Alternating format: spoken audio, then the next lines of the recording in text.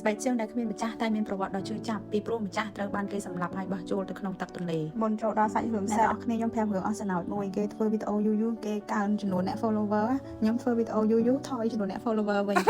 ឡូវកុំខ្វល់ថយក៏កើនធម្មតាទេយើងក្រោយស៊ីមានឡើងមានចុះចឹងហើយអញ្ចឹងសំខាន់គឺការតាំងចិត្តយើងនៅតែផុសដដែលទៅមិនសំខាន់អ្នកចូលចិត្តយើងក៏មើលអ្នកចូលចិត្តគេអស់រំលងវាជារឿងធម្មតានៅមាត់ទន្លេដែលខ្ញុំកំពុងដើរហ្នឹងមានឈ្មោះថាទន្លេ